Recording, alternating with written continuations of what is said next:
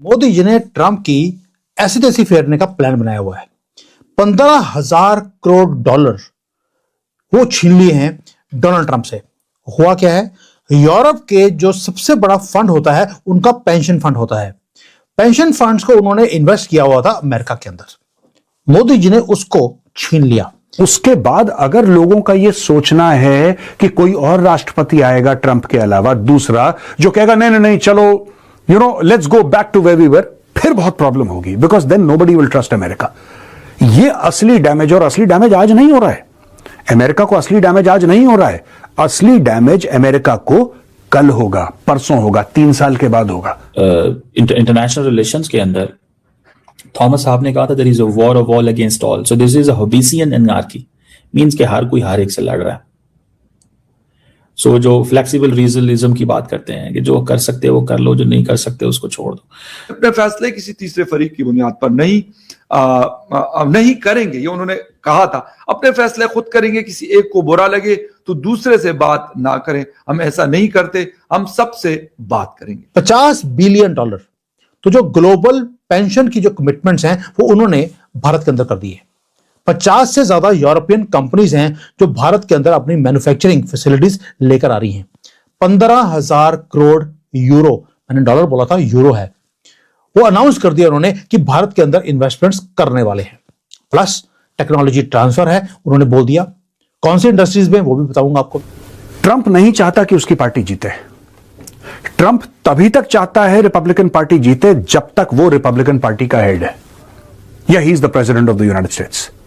Trump के दिमाग में क्या है, मेरे आने से पहले रिपब्लिकन पार्टी बिल्कुल जमीन पे गिरी पड़ी थी, मेरे आने के बाद ये आसमान पे चली गई, और मेरे जाने के बाद ये फिर से जमीन पे गिर गई। दोस्तों, क्या आपने कभी सोचा है कि ग्लोबल इकोनॉमी का पैसा किस तरफ मूव कर रहा है? अक्सर हम हेडलाइंस में ट्रंप और अमेरिका की बातें सुनते हैं, लेकिन पर्दे के पीछे एक बहुत बड़ा जियोपॉलिटिकल अर्थक्वेक आ रहा है।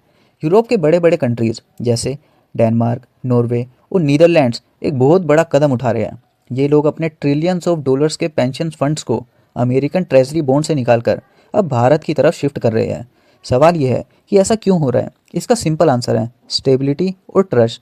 यूरोप के फाइनेंस मिनिस्टर्स को अब लगने लगा है कि अमेरिका के फाइनेंसेस थोड़े स्केची हो गए हैं। अमेरिका का debt to GDP ratio 140% cross कर चुका है। ऊपर से डोनाल्ड ट्रंप की अमेरिका फर्स्ट पॉलिसी और उनका अनप्रेडिक्टेबल नेचर यूरोप को डराने लगा है। उन्हें लगता है कि अगर अमेरिका की इकोनॉमी नीचे गई तो उनके पेंशनर्स का पैसा डूब जाएगा। इसलिए वो एक सेफ और रिलायबल ऑप्शन ढूंढ रहे हैं, और वो सेफ और रिलायबल ऑप्शन उनके लिए भारत है। अमेरिका की ट्रेजरी आज की डेट में लगभग 4% का रिटर्न देती है, लेकिन वही पैसा अगर भारत के इंफ्रास्ट्रक्चर प्रोजेक्ट्स में लगे, जैसे कि हमारे नए एक्सप्रेसवे, पोर्ट्स या रिन्यूएबल एनर्जी सेक्टर्स, तो वहाँ 10 से 12% तक के रिटर्न्स मिलने की संभावना है। मोदी जी ने ट्रंप की ऐसी तैसी फेरने का प्लान बनाया हुआ है। 15,000 करोड़ डॉलर वो छीन लिए हैं डोनाल्ड ट्रंप से। हुआ क्या है, यूरोप के जो सबसे बड़ा फंड होता है उनका पेंशन फंड होता है। पेंशन फंड्स को उन्होंने इन्वेस्ट किया हुआ था अमेरिका के अंदर। मोदी जी ने उसको छीन लिया, और वो सारा पैसा भारत में आकर इन्वेस्ट होने वाला है। कौन सी इंडस्ट्रीज में इन्वेस्ट होगा, क्यों होगा? क्योंकि यूरोप ने अपने फ्यूचर को सिक्योर करने के लिए उन्होंने ये काम किया है, और इंडस्ट्रीज भी शानदार हैं, वो सारे बताऊंगा। क्योंकि जब आप पैसे को फॉलो करेंगे, when you follow the money, आपको समझ आएगा कि आपको आगे जाकर कौन सी इंडस्ट्रीज के अंदर आपको इन्वेस्ट करना है। आपकी अगले की जो पोर्टफोलियोज है वो भी मैं आपको आज क्लियर करने वाला हूं कि यूरोप ने अपने फ्यूचर को सिक्योर करने के लिए क्या किया। अब नंबर्स हैं, फॉलो द मनी में आपको नंबर्स पता होने चाहिए। $50 बिलियन तो जो ग्लोबल पेंशन की जो कमिटमेंट्स हैं वो उन्होंने भारत के अंदर कर दी है। 50 से ज्यादा यूरोपियन कंपनीज हैं जो भारत के अंदर अपनी मैन्युफैक्चरिंग फैसिलिटीज लेकर आ रही हैं। 15,000 करोड़ यूरो, मैंने डॉलर बोला था, यूरो है, वो अनाउंस कर दिया उन्होंने कि भारत के अंदर इन्वेस्टमेंट्स करने वाले हैं। प्लस टेक्नोलॉजी ट्रांसफर है, उन्होंने बोल दिया। कौन सी इंडस्ट्रीज में वो भी बताऊंगा आपको मैं। और एफटीए साइन हमारे साथ होने वाला है। लास्टली, जो अमेरिका की दादागिरी है उससे वो दुखी होकर और वो बाहर निकलने वाले हैं। चलिए अब मैं सारे पॉइंट्स को थोड़ा डीपली आपके सामने रखता हूं। सबसे पहले कंट्री जिन्होंने अनाउंस किया कि वो अपने पेंशन फंड्स को निकाल रहे हैं वो है डेनमार्क।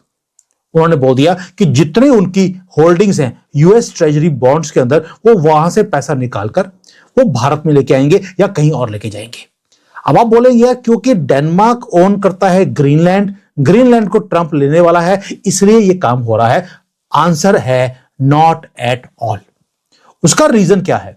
रीजन ये है कि जो अमेरिका के फाइनेंसेस हैं वो बहुत ज्यादा स्केची हैं, और इसलिए वो पैसा कहां जा रहा है?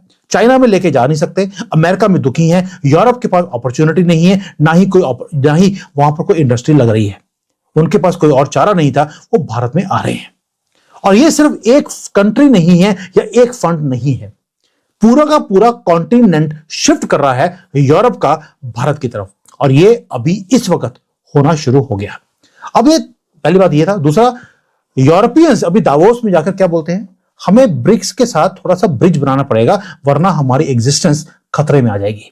यानी कि 3 मैसिव चीजें हैं जो कोलाइड कर रही हैं एक टाइम पर, और कोई भी आदमी इस डॉट्स को कनेक्ट नहीं कर रहा। आज आपको मैं सिखाऊंगा डॉट्स कैसे कनेक्ट किए जाते हैं। पहला, जो यूरोपियन यूनियन का पेंशन फंड है वो क्वाइटली एग्जिट करना शुरू हो गया यूएसए की सिक्योरिटी में से। एंड हम कितने अमाउंट की बात कर रहे हैं?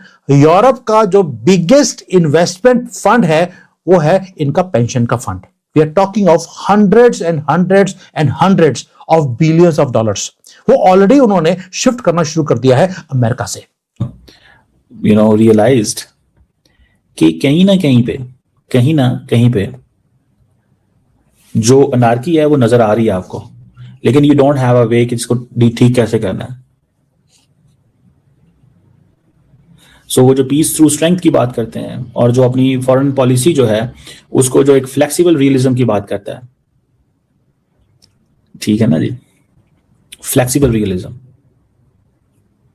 और ये जो फ्लेक्सिबल रियलिज्म से मुराद इसमें ये भी है कि यू आर रियलिस्टिक उस चीज के बारे में जो पॉसिबल हो, एट डिजायर आप कर रहे हो दूसरे मुल्कों के साथ नेगोशिएशंस करके। मुझे ये लगता है कि ये एक बड़ी चीज है जो हम कर सकते हैं, ठीक है। बहरहाल अमेरिकन पावर जो है वो रूल ऑफ लॉ में थी, उसके वो सारा कुछ मौजूद था। उसने सॉफ्ट पावर जो थी अपनी एड खत्म कर दी, टेक्नोलॉजिकल डोमिनेंस जो थी, सब कुछ उसने वो कंप्लीट खत्म कर दिया सारा कुछ, लेकिन स्टिल अमेरिकन सॉफ्ट पावर और पावर वहां पे मौजूद है, ठीक है ना जी। इसको अमेरिका के अंदर कहा जाता है कि जो अमेरिका की जो फॉरेन पॉलिसी है ना वो पर्सनलिस्ट डिक्टेटरशिप पे यकीन रखती है, डोमेस्टिकली भी एंड इंटरनेशनली भी। और जो अमेरिका के जो लोग हैं वो एक समझ लें कि जो एक हॉबिसियन एनार्की के अंदर है, ठीक है, हॉबिसियन एनार्की। मैंने आपको बताया था ना कि जो क्या नाम है उसका, इंटरनेशनल रिलेशंस के अंदर थॉमस साहब ने कहा था there is a war of all against all, so this is a Hobbesian anarchy, means कि हर कोई हर एक से लड़ रहा है।